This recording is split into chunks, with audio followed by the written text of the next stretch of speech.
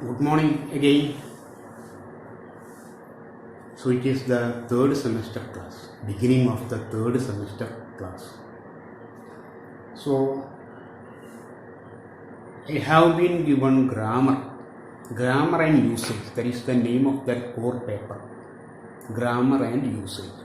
Here it is English grammar and usage. First of all, look at the spelling, GRAMMAR.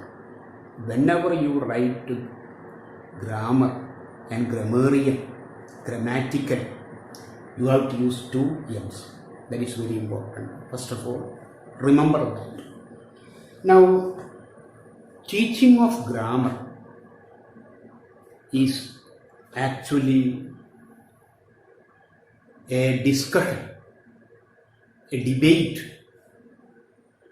whether to teach grammar separately in a class or the learners of language will automatically get the grammar when they practice that language.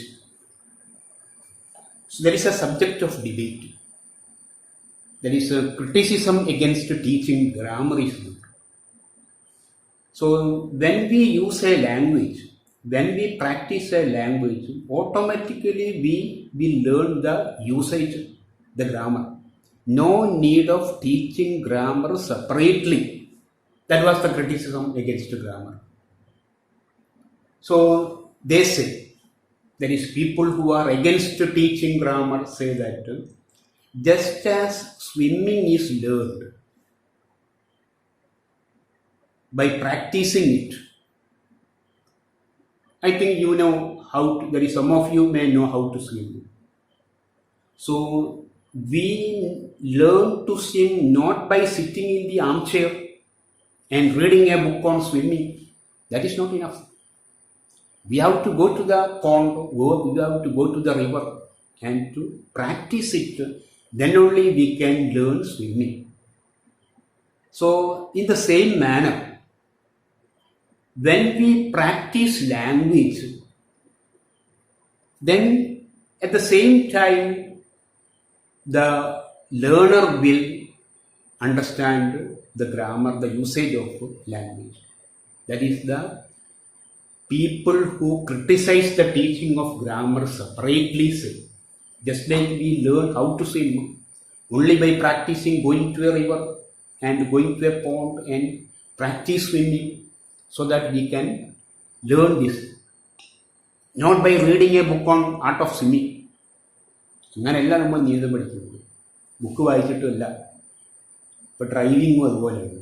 ഡ്രൈവിങ്ങും book വായിച്ച് road നോക്കിയിട്ടല്ല പഠിക്കുന്നത്. We have to practice it. അതാണ് ഇവർ പറയുന്നത്. That is by practising a language we can learn the usage of it. But even though there is criticism, we have to learn grammar so that we can correct our mistakes if you know grammar. So here we can have an analogy or a comparison. Imagine two drivers. Think of two drivers. One driver knows, the first driver knows only the driving gear. The second driver knows driving as well as how the engine works. He is also a mechanic. The second driver is also a mechanic. He knows how the engine works. So in the course of driving, when the engine stops, there is a mistake in the working of the engine. So the first driver has to stop the car and call a mechanic to repair it. The second driver knows the mechanism behind this engine. He can repair it and he can go forward. So that is the situation here. Those who know, that is, we can compare it with the learning of grammar. That is, those who know grammar can correct mistake themselves. If they commit a mistake in speaking, or if they commit a mistake in writing, they can correct if he knows grammar. Just like the driver who knows the machine, how the machine works, is a mechanic also. He can repair the engine, repair the car and go forward. The first driver cannot do that. So that is the importance of grammar. Now, what is grammar? First of all, we must know what is grammar. There are some rules and principles underlying a language that constitute the grammar of that language. There are some rules and principles for every language. These rules and principles are the grammar of that language. It is a rule. You see, is this sentence correct one? He come. No, it is not correct. We have to add s. Comes, he comes. Because there is a rule in the language that if the subject, he is the subject here, is singular, third person singular, not singular, but third person singular, first person I, second person you, third person he, she, the third person. So it is the third person, singular. It is singular, not plural. Then in the present tense, we have to use s along with the verb. That is a rule. That is one of the rules of language, English language, not other languages.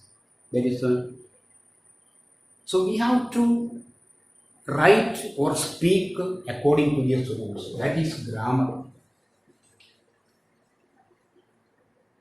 Look at this phrase, the lucky boys.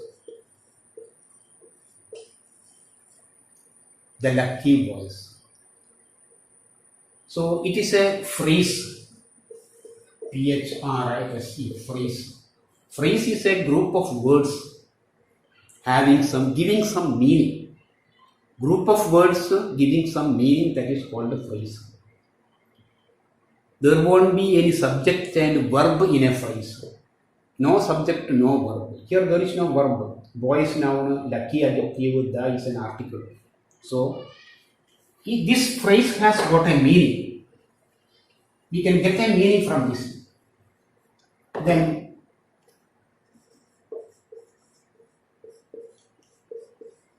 boys lucky the boys. Same words, three words. We have rearranged it. The lucky boys, we have rearranged in another manner, two manners. But we didn't get meaning. We didn't get meaning in these two. We cannot call it phrase. Phrase must have some meaning, but there is no meaning at all. We can't. So, from this we can see that there are some rules to construct a phrase. There are some rules, principles to construct a phrase. That is, there is an order to write a phrase. Then only we will get a meaning. So, the lucky boys is the only phrase here. It is not a phrase. We can only say it is a group of words. So, that means there are some rules and principles of using English language. So that according to that principle, if you write according to that principle, we will get the meaningful phrase here. That is also the case of sentencing.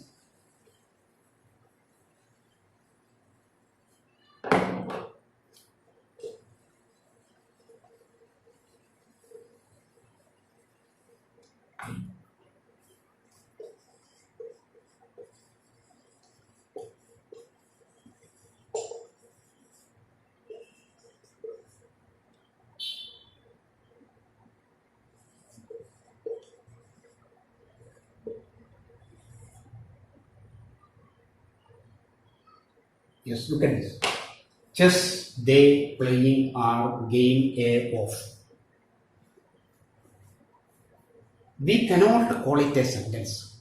Sentence is also a group of words with a subject and a verb should be there. Subject and a verb should be there in a sentence and must give some meaning. Just like a phrase, sentence also must give some meaning here. Here, these are only a group of words. They are arranged in a group, but it does not give meaning. We have to rearrange this sentence according to the principle and rules of English language. First of all, we have to use the subject they. That is the rule. The subject should be written first. That is one of the rules of grammar. Then we have to write are playing. Are playing is the verb, not playing only. Are playing is the verb. They are playing. They are playing what? A game of chess. That is an object we have studied last in the first semester. What is an object? What is a transitive verb? Don't forget all these things. So they are playing a game of chess. We have arranged these words in an order according to the rules of sentence construction. Subject, that is they subject, are playing verb, a game of chess object. So SVO is a pattern. Subject verb object is a pattern in English. So if you write the sentence in such a pattern, there are so many other patterns, then it is a sentence, we can call it a sentence. So according to rule we have written this, according to principles we have written this. So it is a sentence. So this is not a sentence, but it is a sentence. So the rules and principles underlying a language constitute its grammar. There is grammar is the central part of language, the mechanism behind it. You can see the mechanism, the machinery behind a language is grammar. And there is every language has its own grammar. English has its own grammar, Malayalam has its own grammar. There is no same, not same. There is different grammars for different languages. So that is as an introduction that cannot be seen in your notes. So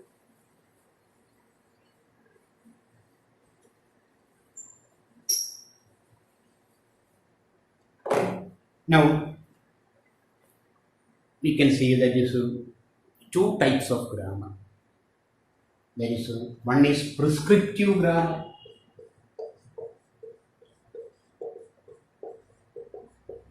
And other is descriptive grammar. Prescriptive grammar and descriptive grammar. So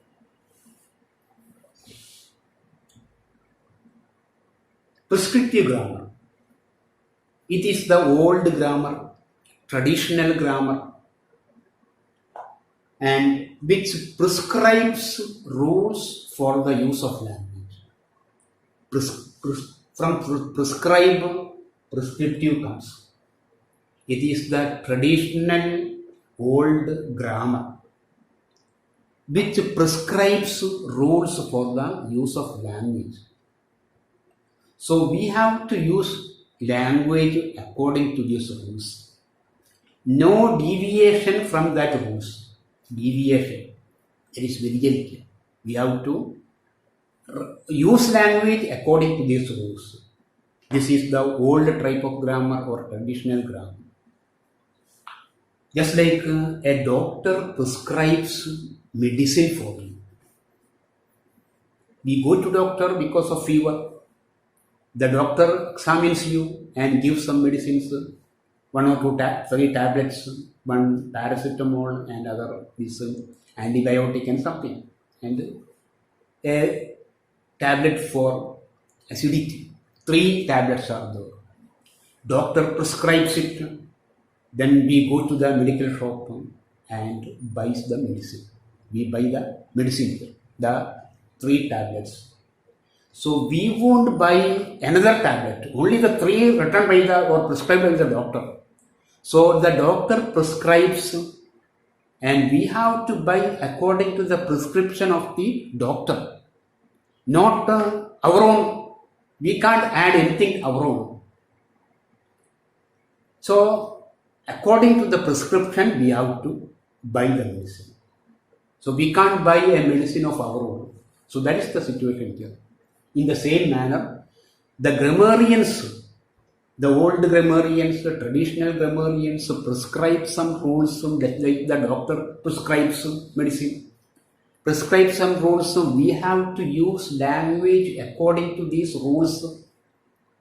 We have to use language according to these rules.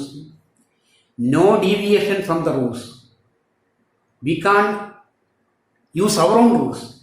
The rules are there, put forward by the old grammarians, traditional grammarians. We have to use the language according to the rules. That is the prescriptive grammar. So this prescriptive grammar is based on Latin. Latin is a scholarly language. It is a dead language. It is a dead language.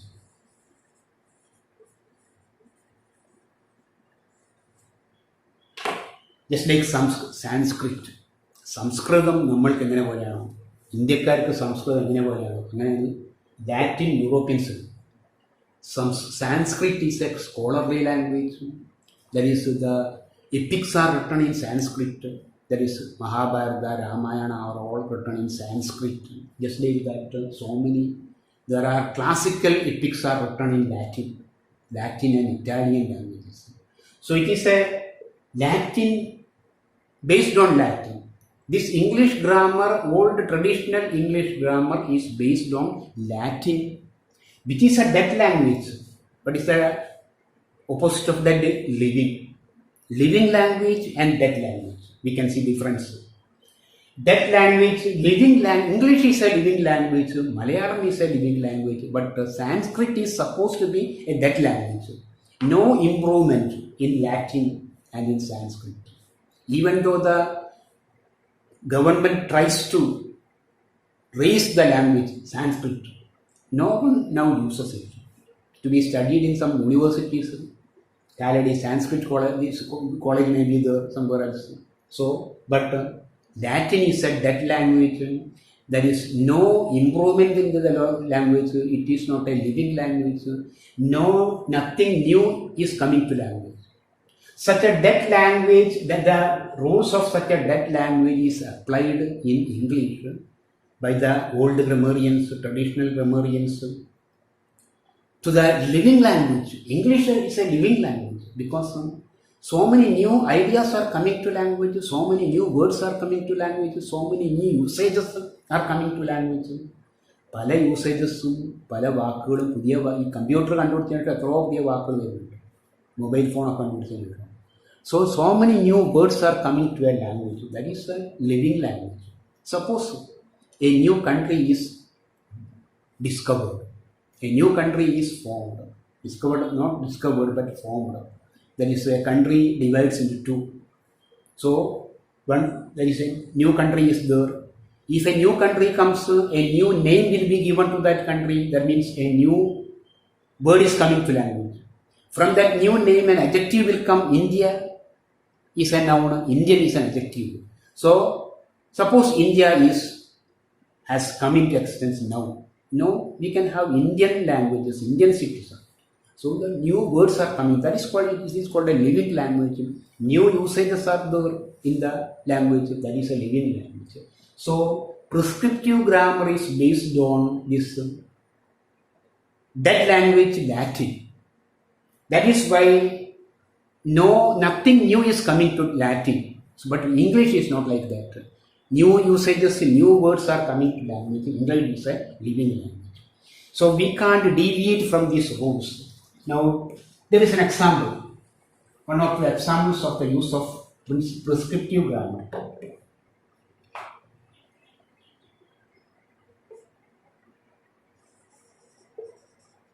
Ramu is taller than me. Ramu is taller than me. So there is a sentence here.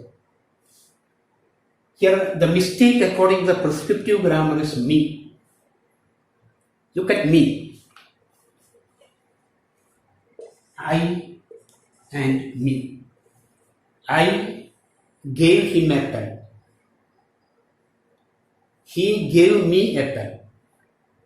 So I is the subject, me is the object. He gave me a pen. The object and subject we have already studied. So here I എന്നുള്ളതിൻ്റെ objective use ആണ് me. എനിക്ക് തന്നു എന്നാണ്, അവൻ എനിക്കൊരു പേന തന്നു എന്നാണ്. സോ ഐ മീ, ഇവിടെ എന്താണ് മീ എന്നുള്ളതാണ് objective.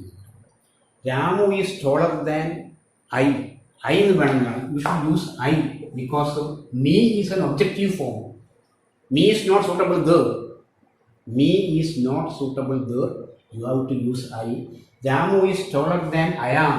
That is the full sentence.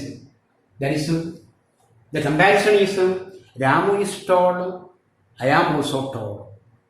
I am tall. Ramu is tall. So, but Ramu is taller than I. That is why they say I. I am line. I am on. We use only I. So you should use instead of me I. I is the subject. Subjective ഫോമാണ് I എന്നുള്ളത്. അത് use ചെയ്യണമെന്ന് പറയുന്നത്. അപ്പം mistake അതാ പറഞ്ഞത്. But remember that the usage is in English. Native speakers of English use this me. Ramu is taller than me is correct according to the native speakers. Native speakers are the authority of English. ഇംഗ്ലീഷിൻ്റെ authority പറഞ്ഞാൽ ഇംഗ്ലണ്ടിലെ ആൾക്കാരാണ്. മലയാളത്തിൻ്റെ authority നമ്മളാണ്. നമ്മളെങ്ങനെ use ചെയ്യുന്നോ അതാണ് മലയാളത്തിന് ഇമ്പോർട്ടൻസ്. ഇവിടെ English men use like this. Me is correct according to this. So this grammarians, traditional grammarians go wrong here. They did not understand that the language is growing, language is changing. Now language changing, you have seen that in the last semester, that is when you study poetry. There is in Shakespeare's sonnet, we can see thou,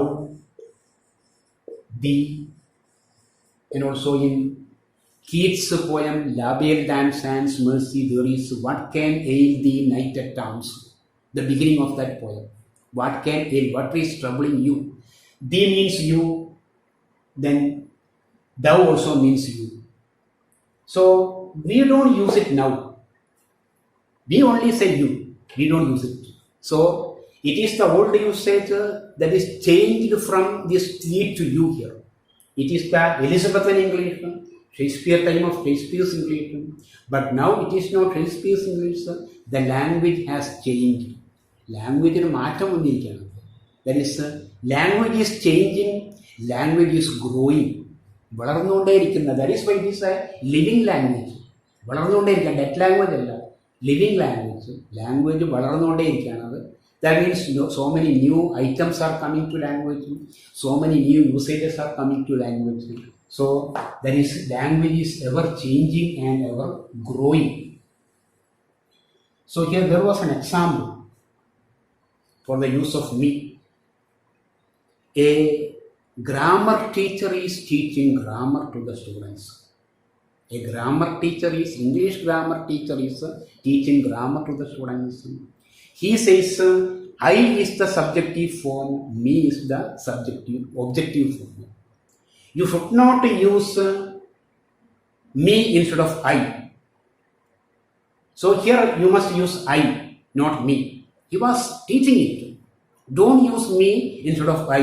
So in the place of subject, you should use I, not me. The headmaster or the principal of that school comes by that way. Yes, he asked, who is engaged in the class? Who is engaged in the class? The principal asked, or the headmaster asked. The teacher says, it is me. He says, it is me. Instead of saying, it is I, he says, it is me. He is teaching that me is incorrect. You should say, it is I. Me incorrect ആണ്. It is I. ഇത് ഞാനാന്ന് പറയണം. ഇത് എന്നെന്നല്ല. ഇത് നീ പറഞ്ഞ എന്നെന്ന് അല്ലെങ്കിൽ എനിക്ക് നടത്താറുണ്ട്. ഇത് എനിക്ക് എന്നല്ല പറയേണ്ടത്, ഇത് ഞാനാന്ന് പറയണം. The principal ask, who is teaching the teacher replies, it is me. Instead of saying it is. പഠിപ്പിച്ച ആൾ തന്നെ ഇത് പറയണത്. ഇത് തെറ്റാണെന്ന് പഠിപ്പിച്ച ആൾ തന്നെ ഇതാണ് കറക്റ്റ് എന്ന് പറഞ്ഞ ആൾ തന്നെ അത് യൂസ് ചെയ്ത് പോകണം. It is me. So that shows that it is in the language. It is me is there in the language. It is used by the native speakers. So that is in the language. So we can't avoid it. That is, we can't avoid the use of native speakers. They are the authority of that language. So it is also correct. So here prescriptive grammarians go wrong. Then another example we can say.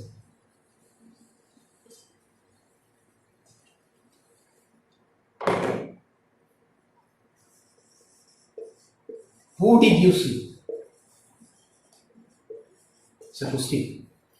Who did you see? That is correct according to the modern grammar. But the prescriptive grammarians object to the use of who. They say, whom did you see?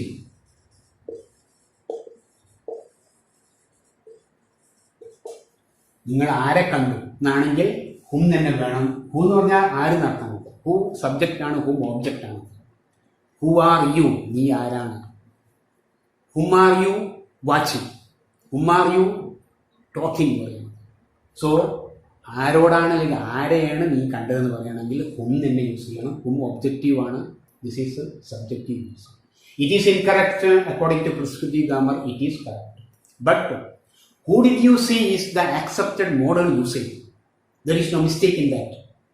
So instead of whom we can also use who. ഹുമ്മിന് പകരം നമുക്ക് use ചെയ്യാം. അത് modern usage ഉള്ളതാണ്, native speakers use ചെയ്യുന്നുള്ളതാണ്. So these are the rules of prescriptive grammar because it is based on Latin a dead language. ലാറ്റിന് improvement ഇല്ല, dead language ആണ്. ഗ്രോയിങ് അല്ല, ചേഞ്ചിങ് അല്ല. അങ്ങനെ ഒരു ഡെഡ് ലാംഗ്വേജിനെ ബേസ് ചെയ്തിട്ട് ഗ്രാമർ, ഇംഗ്ലീഷ് ഗ്രാമർ ഉണ്ടാക്കുക എന്ന് പറഞ്ഞാൽ അതിനെയാണ് ഒബ്ജക്റ്റ് ചെയ്യുന്നത്. So we can see what is descriptive grammar in the next class. Yes, thank you.